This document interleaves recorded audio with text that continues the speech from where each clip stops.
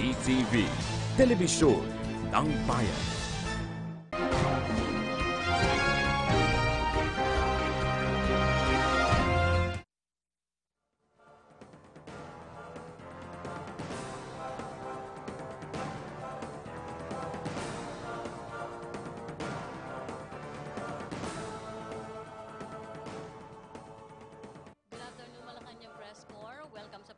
Ni Presidential Spokesperson Ernesto Abella.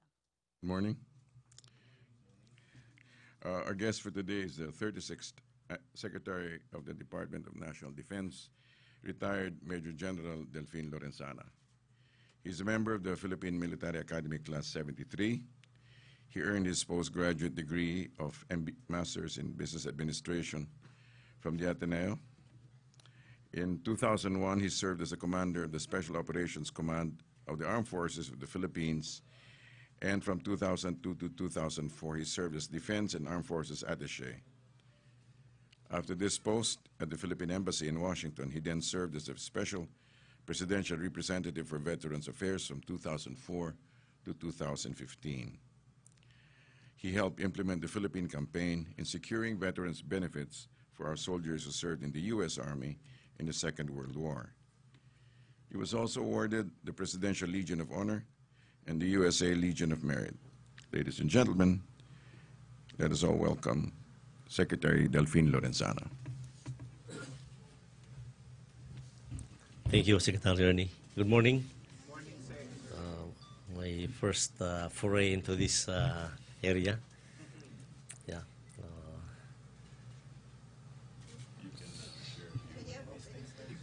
Sir, would you like any opening statements, sir? Yeah, I'm here on the invitation of Secretary Abella to talk about some current issues, especially the hottest issue now is the lifting of our ceasefire and the termination of the peace talks. And with the instruction of the President that the ceasefire has been, or the peace talks has been terminated, then our soldiers have gone back and started preparing for the inevitable conflict, armed conflict with the CPP-NPA. And in fact, there were already sporadic skirmishes for the past 2 days, especially in Mindoro and also in Mindanao. And so with that as a background, I am open for any questions. Lala Salaverio. Good morning, sir. Good morning. Sir, clarification lang, have you started actually arresting the freed consultants? Because according to them, wala pang formal notice of the termination of the peace talk. So can you actually move to arrest them? What could be more formal announcement of the termination of the peace talks than the statement of the President? Kung hinihintay nila siguro yung black and white, ewan ko kung darating pa yun. But the fact is, the President came on national TV saying that wala na, tapos na yung peace talks. I'm recalling all my people back home if they are abroad. And he said that arestuin daw yung mga pinakawalan para makipag-usap sa gobyerno. Now, have we started arresting them? No, we have not. But nagkataon lang na mayroon silang inaresto kahapon or the other day. A person in Toril who was a warrant of arrest for murder. Ngayon nagkataon na kasama niya si Arbitrario that was part of the negotiations last October. Last October, he was part of the NDF negotiating panel. Kasama siya. So, nandiyan pa. We are still holding him now because we don't know what to do with him. Kung pakawalan mo natin siya o hindi.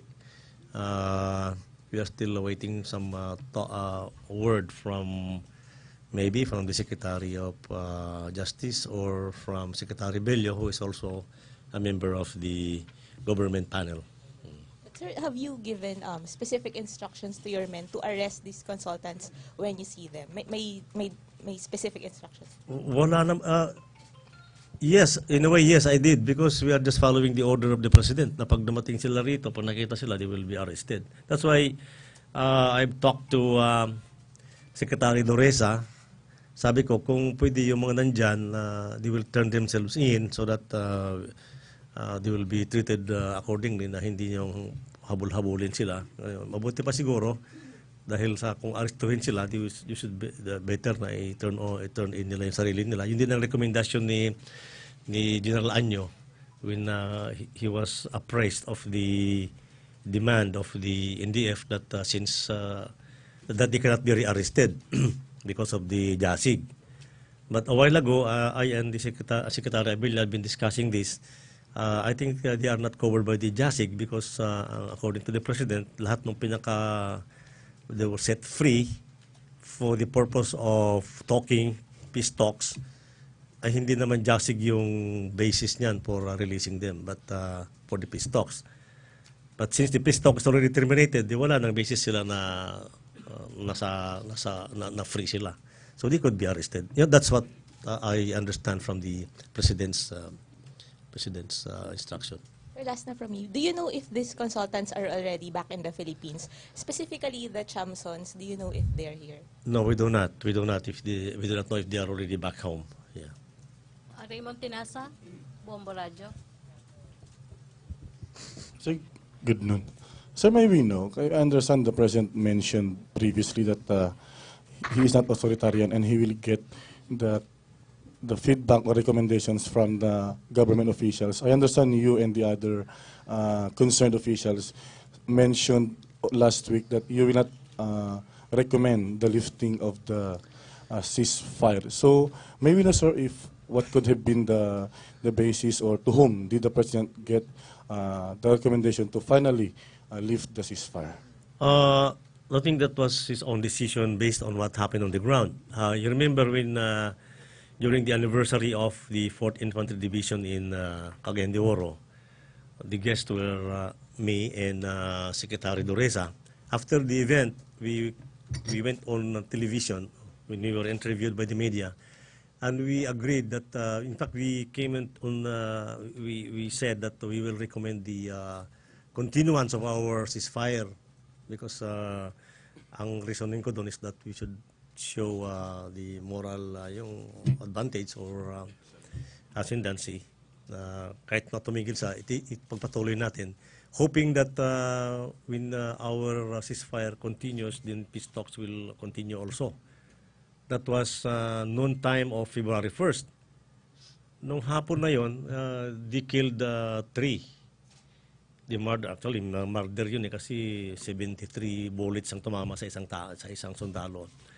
And then they also abducted 3 more soldiers there in Caraga region and 2 in Sultan Kudarat. I think that broke the camel's back. Siguro na si Presidente yan. Because of those, sabi niya, namamatay na ko ng sundalo, di itigil na lang natin. I think that was the reason why he already came out and said, tigil na natin yung talks, yung peace talks, umuwi na kayo dito. Sir, last 2 points. Sir, may na-receive na ba kayo na feelers from these 10 top NDF consultants for their surrender? And what could be the standing order if they resist arrest? It will be dependent on the people on the ground. Hindi na namin sasabihin kung anong gagawin nila. They know what to do already. They've been doing this job for a long time. But if there are feelers that they are going to surrender, then we will accept them and we will treat them accordingly, granting them special privileges because they are also, they've been talking peaceful with us for quite some time already. Dexter Ganibe. Sec, good afternoon. Yes. Sir, balikan lang natin nung nakaraan na yung mga leaders ng CPP and PNDF na pinakawalan they are out dahil sa bail at may desisyon ang bawat korte sa kanilang pag-release. Tama po? Is that true? May bail at saka ano? Itong leaders na yung mga leaders, those who were involved in the peace talks? Yes, sir. And kung hindi ako nagkakamali, may mga sinet ang korte na nagpapalabas sa kanila ng date kung hanggang kailan lang sila nakalabas. Mayroon nga nung nakaraan hanggang November lang ng 2016. Would you know kung ito ay na-extend o kung hanggang kailan ang extension ng itong mga leader na nakalabas? No, at may ginawa ba ang department para i-follow up kung nag-expire na yung binigay ng korte sa kanila? No, I don't know that. I have no knowledge of that. I'll check into that also. Yeah, yeah. Kasi sir, kung ganun na, kung halimbawa pinigyan sila ng korte na ma-extend ng hanggang March or hanggang April, maaari na ba silang arestuhin habang hawak nila yung court decision na they can be out temporarily until if they can show proof of that, then I think we will honor that. We will honor any court order for that matter. Yeah. Okay. Okay, Ina Andulong on peace talks, to be followed by Henry Uri, and then Benji and Joseph Morong. Sir, sinabi niyo kanina that you're out to arrest the NPA consultants, Yes, but yes. you also said that Mr. Arbitrario, you don't know what to do with him, kaya hinawakan niyo muna. So ano po ba talaga? I thought you were out to arrest, so why are you not saying Yeah, that so he's been arrested? in effect, she is now under arrest. And we will wait for some instruction from higher ups kung ano gagawin sa kanya. Kung sinabi nila na meron silang palugit before they will be arrested, then we will follow whatever order comes from higher headquarters. And just categorically, sir, they are placed under arrest for what? Etong si Mr. Arbitrario. Because kasama niya itong kasama niya yung murderer, yung hindi nga, he was in the company of this guy who was being arrested for some crimes.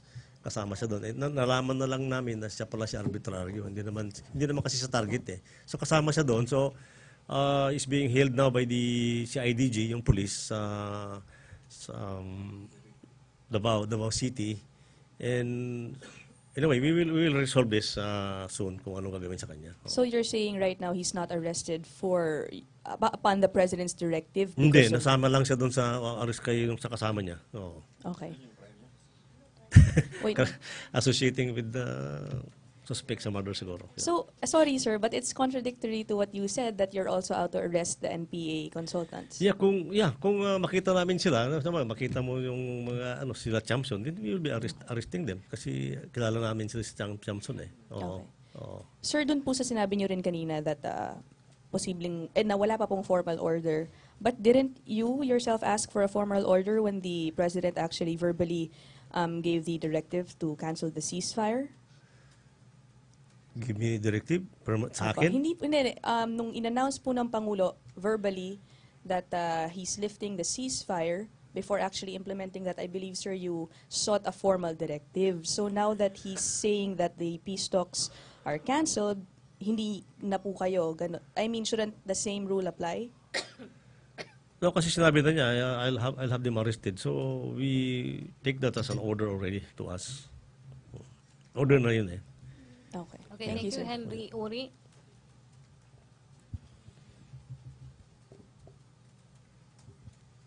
Secretary, ikinukonsidera ba ninyo na malaking banta sa seguridad ng New People's Army?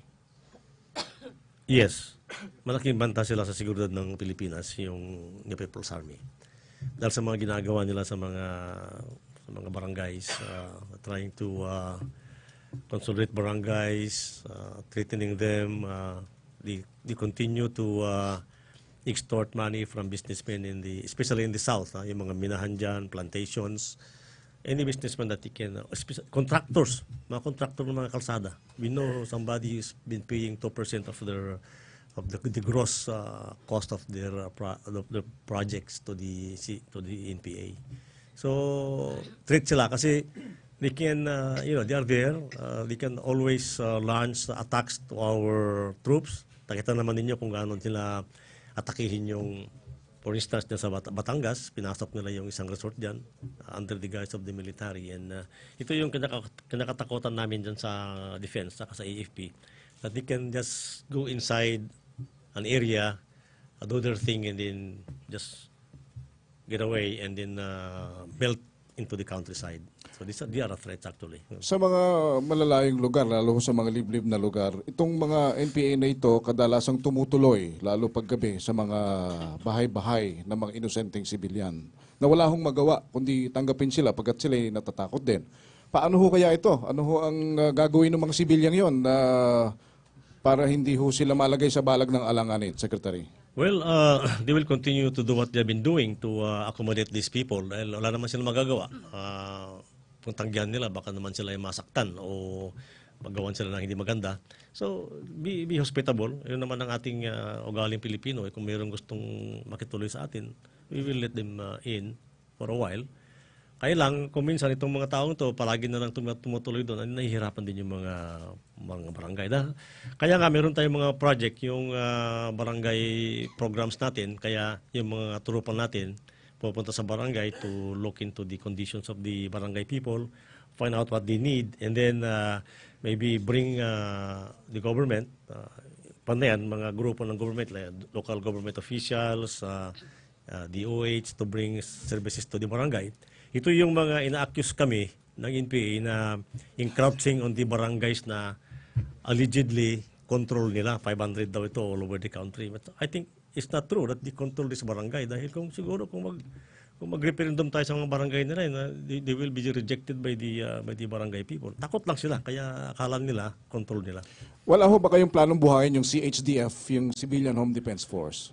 Wala na kasi medyo masama yung nangyari sa CHDF noon. It was abused by not by the local officials kung sino man nag-ano doon, and they were used to further ends of some people. Ito ngayon ginagawa, yung CAFGO is a very good system ito. Good idea ito. It's a good plan to pull together people, yung mga able-bodied men sa mga barangays, and then kukontrolin pa rin yan ng Armed Forces of the Philippines. Meron silang cadre to control their actions, and they can secure their barangays. Yun ang ating gagawin siguro. So, Secretary, linawin lang namin, ang sinasabi ninyo, pwedeng patuloyin paminsan-minsan lang yung mga NPA sa mga bahay-bahay, pero kung ito ho ay madalas na, kailangan lang isumbong sa inyo, ganun ho ba? Kahit na isang bisis lang, pwede rin isumbong sa amin para malaman namin ng mga ginagawa ng mga NPA sa barangay. Hindi ko naman sinasabing patuloy nyo, tuloy-tuloy. It's just call yan. It's the call of the household kung patuloy nila o hindi. Bahala. That's their call. Alright. Thank you. Benji Liwanag, peace talks pa rin. Joseph Morong, Marlon, and then Pia. Puro peace talks. And Ted. Good afternoon, sir. Good afternoon. Sir, tinawag po ng Pangulong terorista na itong grupo ng New People's Army. Well, on the part of the Defense Department, inano na po ba ninyo all-out war with this terrorist group? Yes, it is an all-out war kasi they are considered by the President already as terrorists. We also consider them as terrorists. Ano bang pagkakaiba nila sa Abu Sayyaf? Abu Sayyaf kidnap people and they get money. The NPA will threaten those businessmen and also get money. There's no difference at all. Yeah? They're there to terrorize people to giving them money. That's extortion. So we will hunt them down and maybe stop them from doing what they are doing. Sir, pinaparatangan din kayo kasi yung IPSP Bayanihan tapos na. Meron kayong phase 2 on this IPSP, which is iba naman yung pangalan. Ito rin po yung ginagamit na front ng Armed Forces of the Philippines and the Defense Department para lalo silang labanan. Ano po ang masasabi ninyo rito, Secretary? These are actually legitimate plans. Ito ginawa namin ng Armed Forces to Defense para tulungan yung mga barangay. Yung IPSP na yun, yung bayanihan na yan, is a very good program actually. In fact, the NPA resisted this IPSP all over the country. Yung sa Sambaranga, ang sumbong sa akin ng gobernador, sabi niya, hindi makapasok yung IPSP kung walang sundalo. Kasi nga, the NPA there, the NPA people there are also trying to resist yung inroads ng IPSP. Ngayon, meron kaming bagong program that replace IPSP, bayanihan. Yung tawag naming kapayapaan, hindi ko na alam yung pangalan niyan. But this is still to bring the social services closer to the Filipino people sa mga barangay, especially mga far-flung barangays.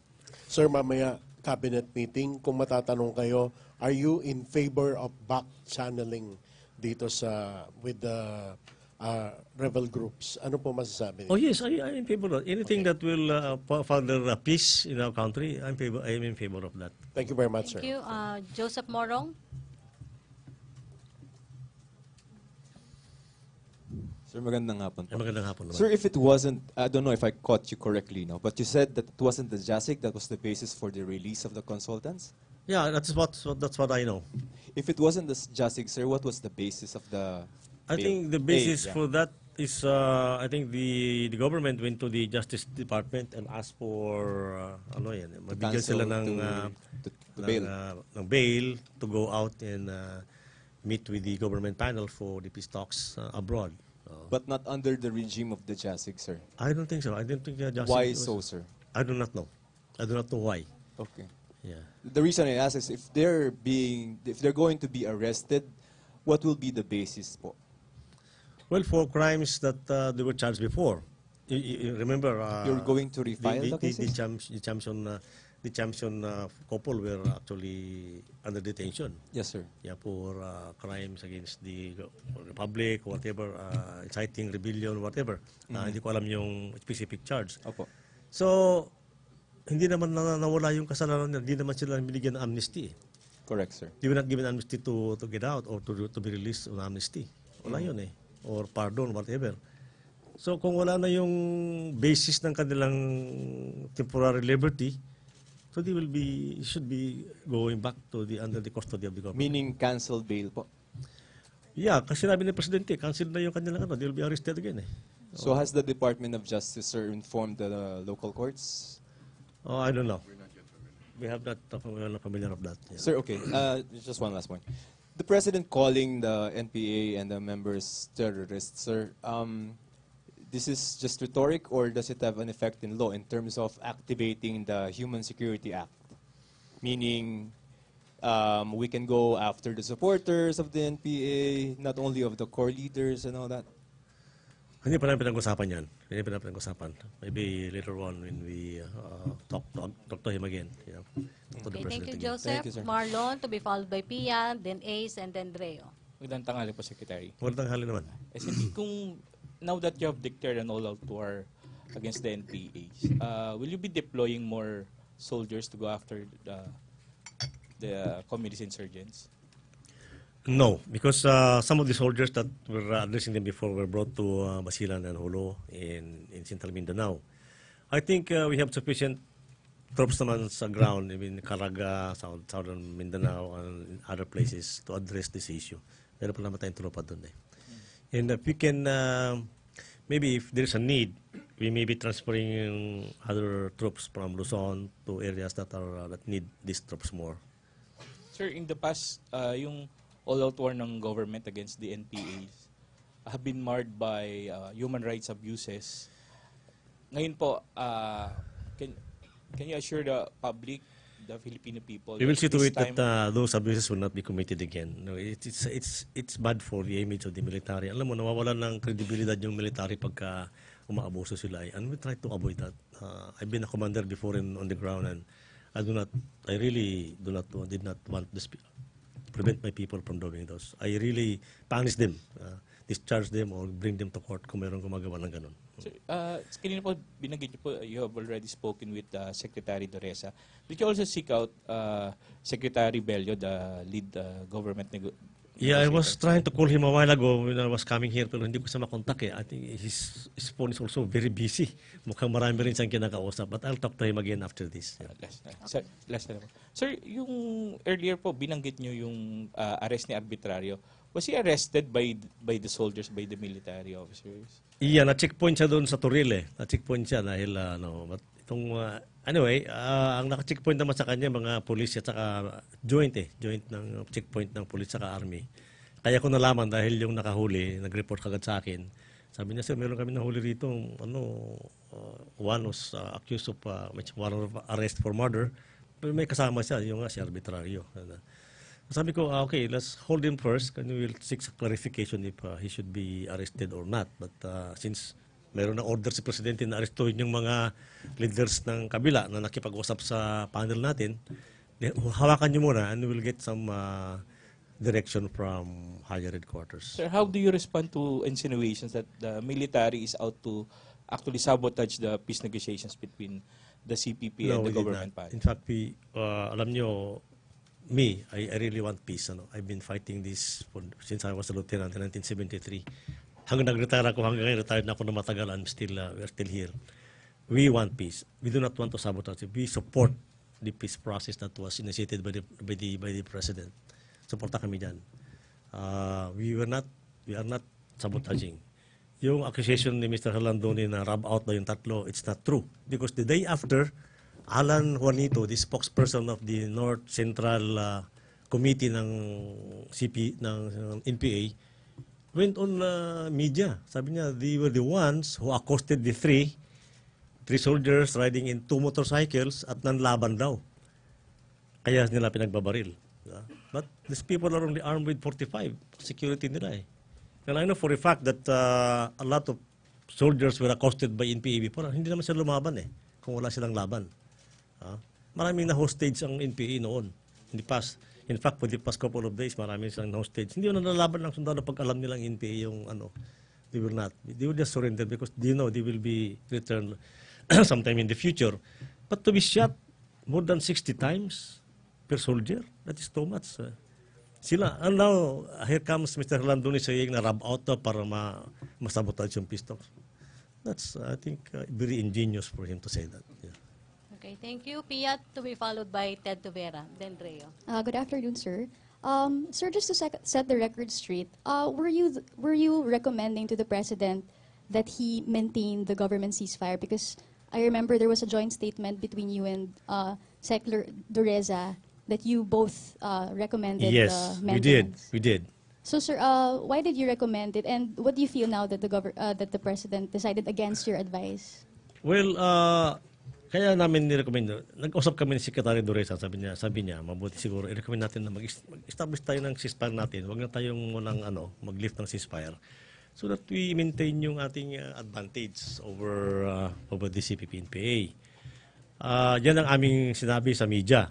We are recommending. In fact, the same recommendation was transmitted by Secretary Dureza to the President through text.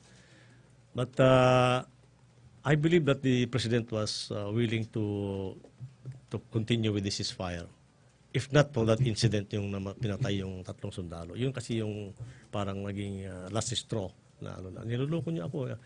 Hindi pa effective yung ceasefire nyo. Pumapatayan na kayo ng mga sundalo. 1 lieutenant in Davao Oriental. Then 3 soldiers here. Tapos kidnapping goes on.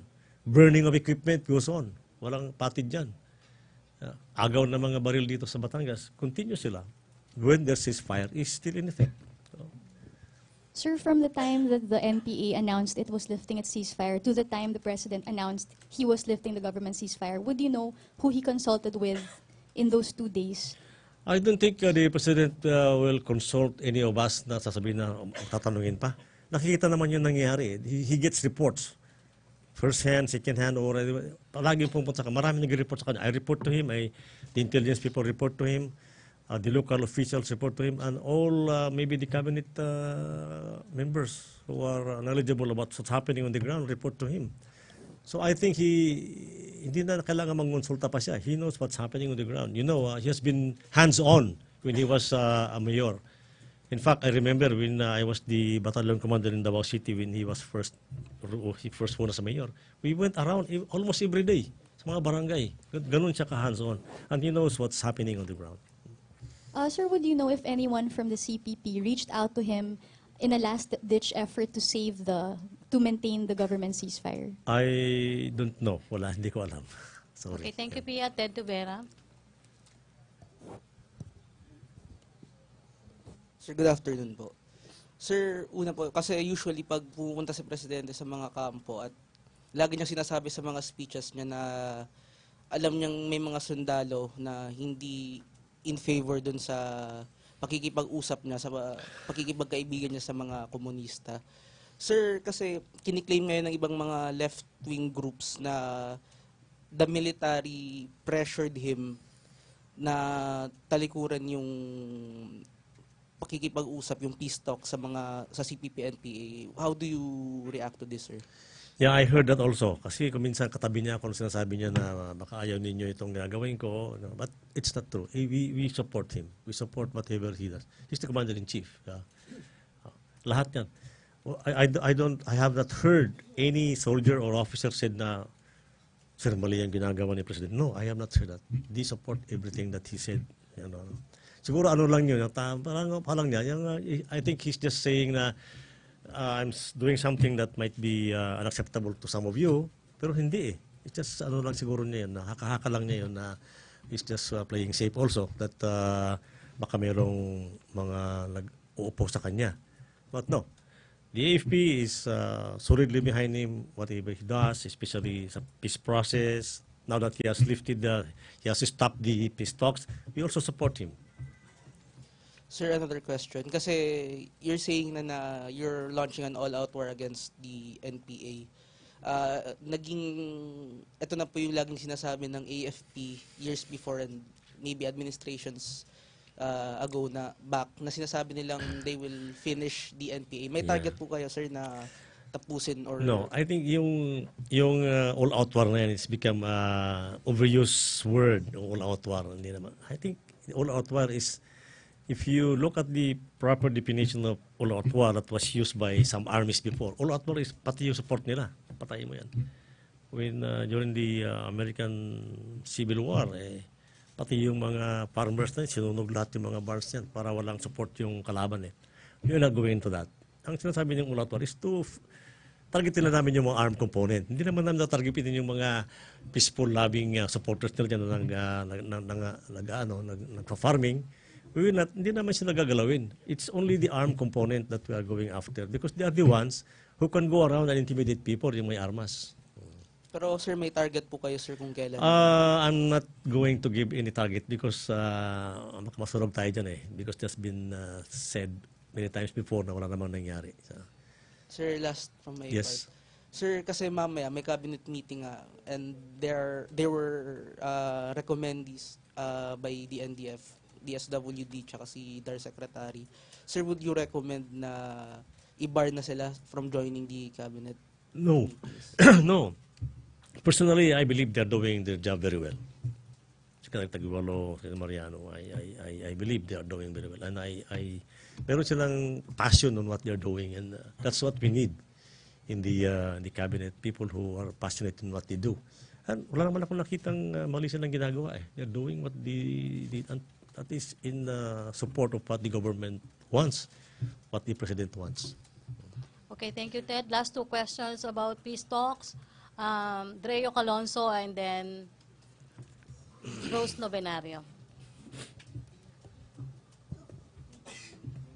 Thank you. Hey, sir, quick clarification lang po. Sir, how big is the force is the NPA now? Well, according to the armed forces, siguro mga about 5,000 armed component yan all over the country. Yeah. Sir, zoom out lang po ako, big picture. It was only 6 months ago that the President devoted the last part of his SONA calling for a ceasefire peace with the communists, and now here we are. He has walked away from the peace talks and then lifted the truce. So are you satisfied with the direction the President is taking, and how would you assess his performance over the past 6 months as Commander-in-Chief po? He was actually, he did very well as a Commander-in-Chief in President. Kasi very focused sa kanyang ginagawa, one on drugs, and also the peace process is actually one of his campaign promise to talk to the rebels. No? Isa yan eh. Kaya nga, he was very intent on pursuing the peace process with the CPP-NPA. Ngayon, sa tingin ko, he was very disappointed with the other side because without giving anything, they keep asking for concessions from the President. Nakawala yung mga leaders nila, talk was were going on, and some of the people that they wanted to be released, nirelease na yung mga elderly at saka mga sickly. But you know, ang sabi ni Presidente, if you want the 400 people to be released, then give me something. Bilateral ceasefire naman hinihingi yata niya ni Presidente. Bilateral ceasefire that may mechanism to check yung mga violations ng both sides, di ba? Because yung unilateral kasi walang check and balance yan eh. Parang sa amin to, sa inyo yan. Makanya. What our panel was trying to get during this coming talk sana is a bilateral ceasefire with all the mechanisms so that people can implement it on the ground. Yun lang hinihingi ni Presidente, ayaw niya lang ibigay. But they want the 400 plus people to be released immediately.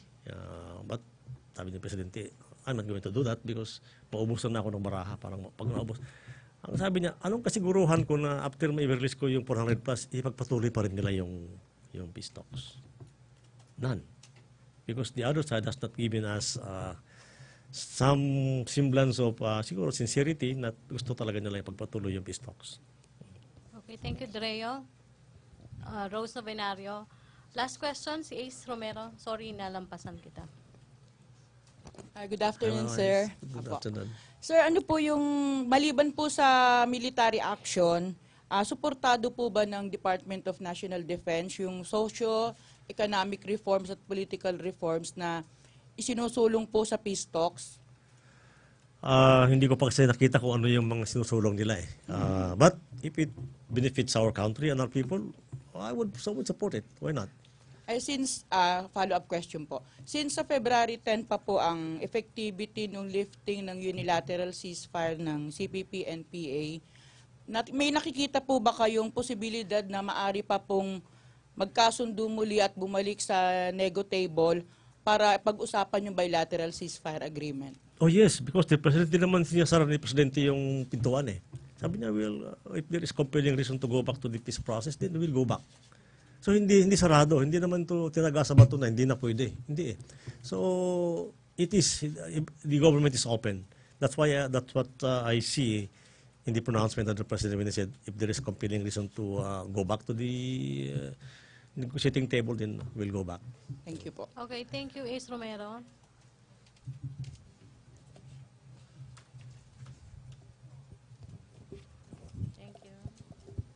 Secretary, balikan ko lang yung sa cabinet members associated with the left because Oplan Kapayapaan involves the delivery of basic services to our right.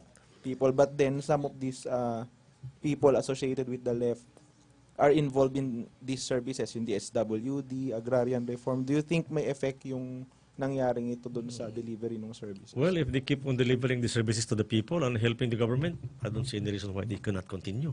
So you don't see them, I don't see them as a threat actually. Tuloy pa rin yung Tuloy pa kanilang rin yun. service despite this development. Right. Okay. Yeah. Yung 5,000 po na binanggit nyo kanina, previously or years back, I think the AFP already claimed that the strength of the NPA is down to around 4,000 na lang. But then you said now that it's 5,000. Well, Why did it eh? increase? Yeah. Katulad nung nakaraan ngayon, meron na naman sila nakuha mga baril dyan sa Batangas. Increase naman yung arm component nila. We are looking at the arm component lang yan yung arm component. So, they can also acquire firearms anywhere by buying or by yung ginagawa nilang agaw armas. And we still have those losses in our inventory. So, lumalaki yan. Lumalaki. Depende sa mga armas na nakukuha nila. May surge ba ng recruitment ng NPA? Yes, there was. Nung nag-ceasefire tayo, meron silang surge ng recruitment. That's what we heard from our people on the ground. Kaya nga, hindi nila malaman for a while kung anong gagawin nila. Sir, anong gagawin namin? Naka-standby kami. Samantalang yung kabila naman talay ang recruit nila sa mga barangays. Sabi ko, just continue with what you're doing. Law enforcement operations nyo dyan. Go after the lawless elements, yung mga magnanakaw, whatever crimes, yung mga petty crimes dyan, tulungan natin yung mga police. That's so what is it doing. safe to say that the issue of the peace process is being used to, or being taken advantage of to recruit members? Yes, they use that. It's true. It was proven by in Davao Oriental. Talagang ganun ang ginawa nila.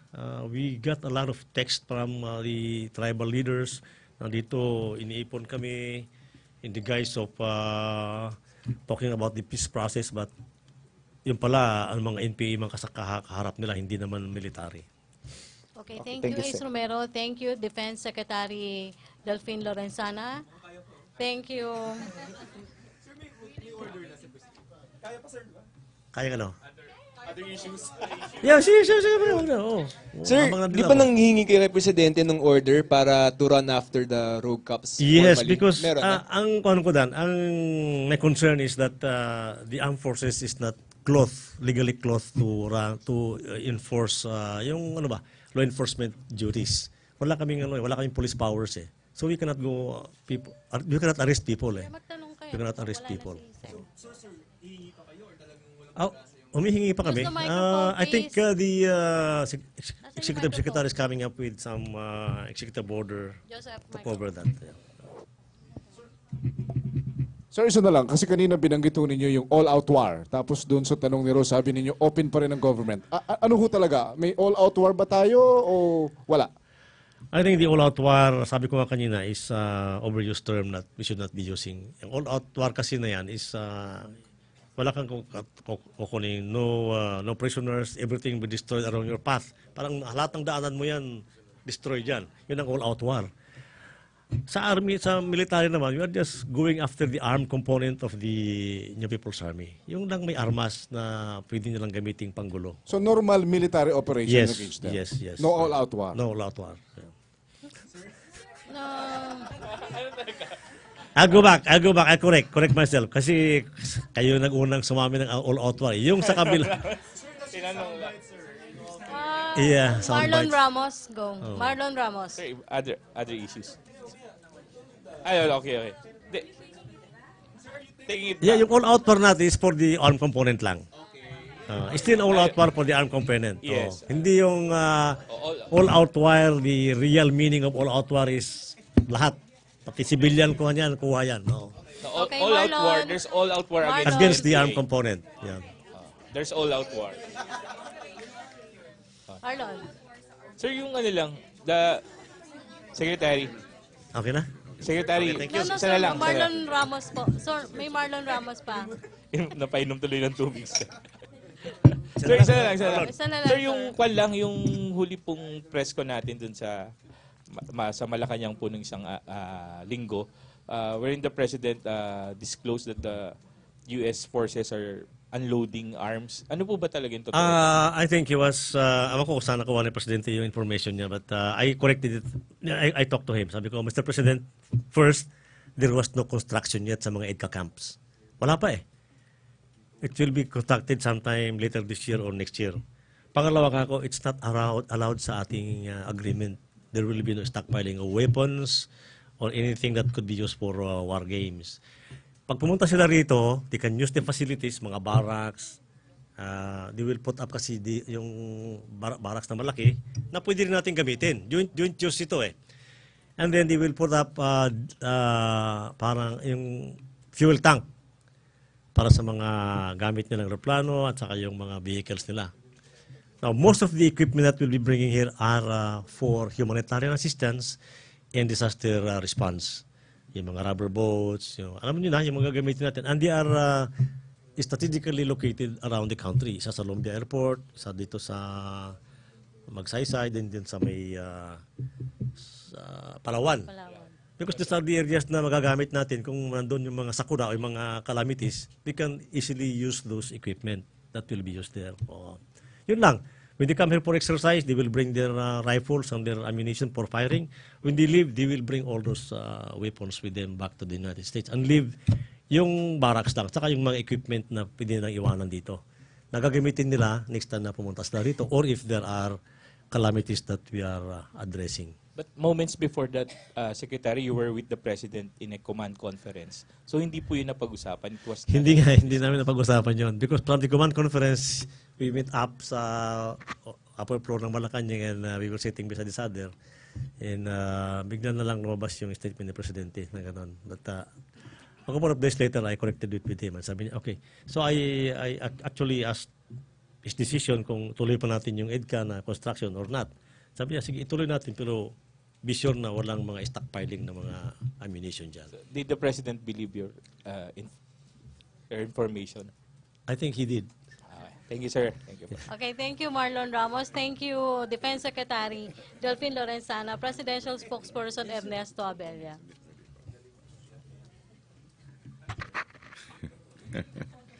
Good morning. Shifting the attention. Pag-asa gets 2 Doppler radars for Cagayan and Samar, which will be helpful and be used for monitoring and locating weather systems. Also, PRD's microfund program to pilot run this month from the DTI. We commend the Department of Trade and Industry in addressing the government's concern to get rid of 5-6 money lending system by launching the Pondo sa Pagbabago at Pag-aasenso program, P3, in the provinces of Mindanao, Sarangani, and Leyte.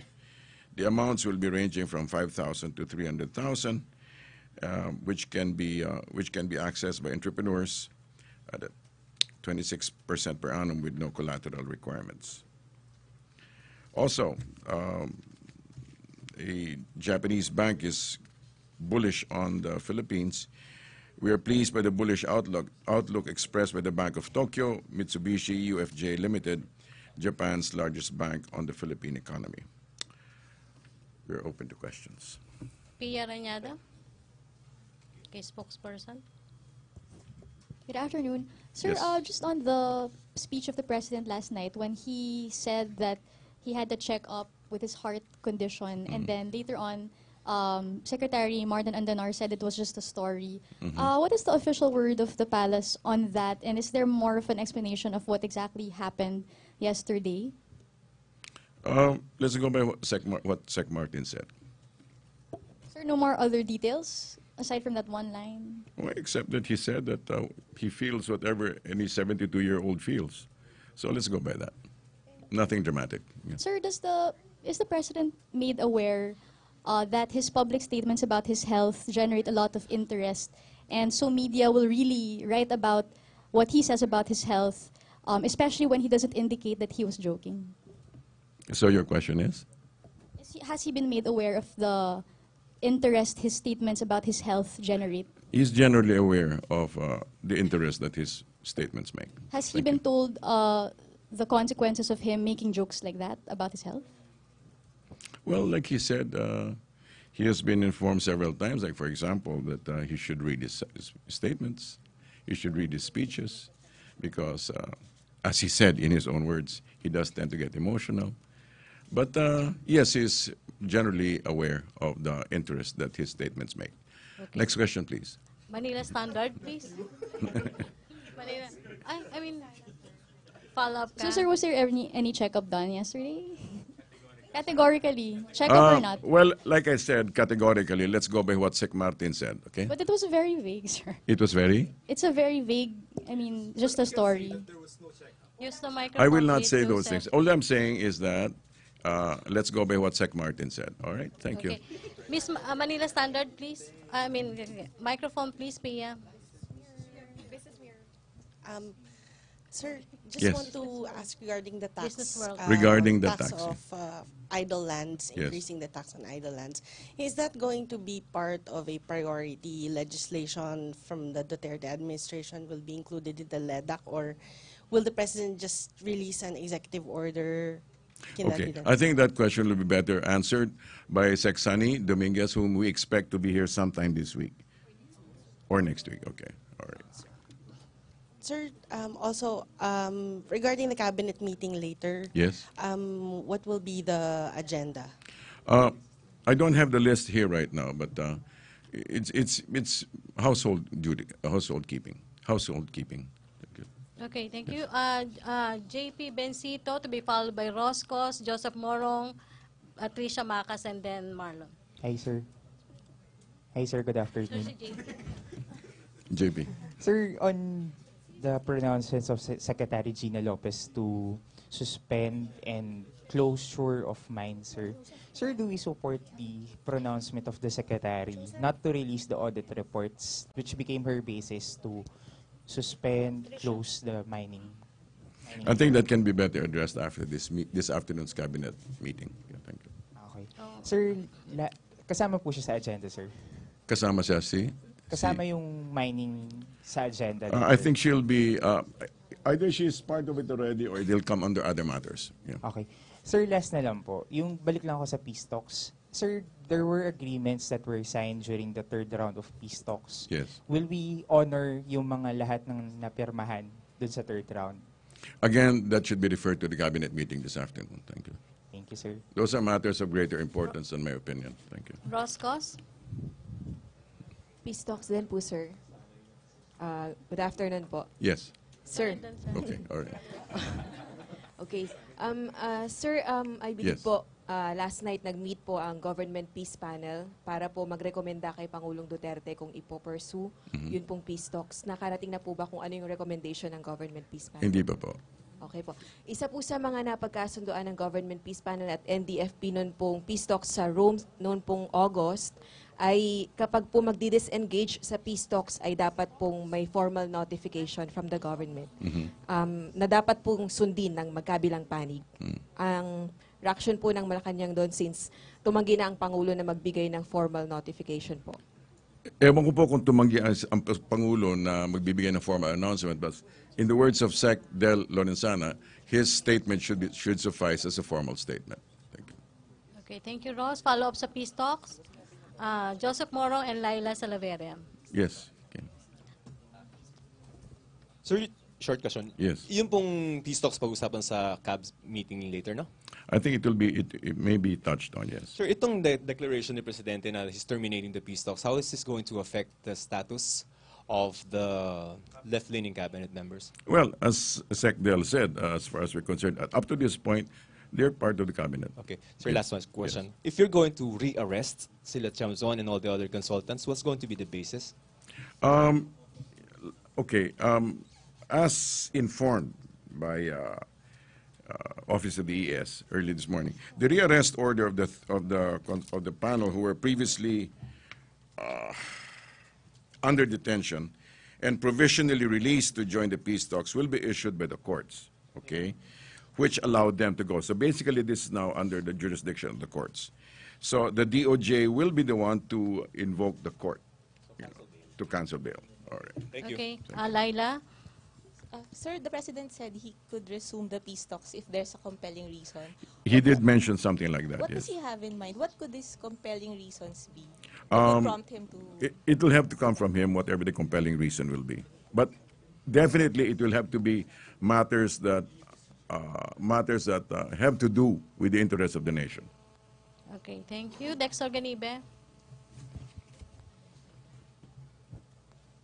Sir, follow-up lang doon sa statement ng Pangulo na kinukonsidera ng terrorist group. Yes. Does it follow yung action dahil mga teroristang grupo, yung pag-freeze sa mga assets and bank accounts ng mga members ng dineklarang terrorist group? Well, those are details that will have to be discussed, okay? It's a general picture the President is given. It's a general picture that he considers them as terrorist groups. All the other details will have to follow. Tina Mendez. Sir, Yes. as a follow-up, sir, can you please clarify the classification of the NPA right now? If I recall it right, during the time of President Arroyo, that the NPA was declared a terrorist organization.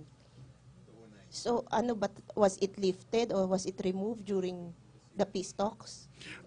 They were released. I don't know if in other words, they were recognized as people who could be, how do you put it? They were able to gain status to be able to negotiate with the GRP. Okay, so that's why they were able to go, and they were given provisional conduct passes, and they were able to join. Now, that was given as a court order. If and when, then that is revoked, then they revert back to their terrorist status. I mean, to this, they would, I don't know if you call it revert, but they will, as the President has said, he considers them as a terrorist group. But the NPA remained as a terror organization, nonetheless. All throughout, you mean? All throughout. I- Depending on yung personality based sir yung release ng court, di ba? Okay, I will check on that. Okay, we can check on that, please. Last question, Marlon Ramos. So, now that you have said that Secretary Judy and Secretary Paeng are safe for now at least. dun sa I said position nila. I did not say they were safe. I said that they're still in the cabinet. Yes, okay. So are you I think those are two different things. Okay. So are you okay with meeting with somebody who were at least recommended or identified with a terrorist organization? Am I comfortable with Yes, that? the cabinet, the In the Duterte cabinet? administration. We- You have in your midst somebody who was was recommended by a terrorist organization. Then we will simply have to go through the process until things are resolved. Okay, last na talaga question. Joseph. Yes, Sir, yes. until such time that the court cancels the bail, dun pa lang tayo makakapag-aresto ng mga NDF consultants, correct, sir? Procedurally, yes. So right now, if there is no bail for a cancellation of bail from any court, we cannot arrest them. As terrorists, you mean? Sir, as pronounced by the President, kasi sir, pag sinabi niyong as terrorists, are we filing another case of violation of human Simply, security? it's a reversal. It's a cancellation of bail. cancellation. So sir, kung wala pang naka-cancel na bail, hindi pa sila pwedeng arestohin, tama? That is a legal procedure. We will refer to ES. Okay, sir. Thank you. Okay, thank you, Presidential Spokesperson Ernesto Abella. Kung gusto niyo pang tumagot ng isa, pakiabot yung microphone kay Rose. Sige po. We will have one last question. Sir, kasi ngayong umaga po ay may kumalat na text message na di umano'y may mga aktibidad na pinaplano yung mga pro-ouster po ni President Duterte sa anibersaryo po ng EDSA People Power One Revolution. At ang panawagan po nila ay alinsunod daw po dun sa mga nagaganap na extrajudicial killings at pagpapatalsik po kay Presidente Duterte. Ano po yung masasabi ng palasyo rito? Marami pong balitang kumakalat na gano'n, so let us just proceed with lives normally. Thank you very much. Okay. Thank you, Presidential Spokesperson Ernesto Abella. Thank you, Defense Secretary Delfin Lorenzana. Thank you, Malacanang Press Corps. Back to our main studio sa Radyo ng Bayan at PTB4.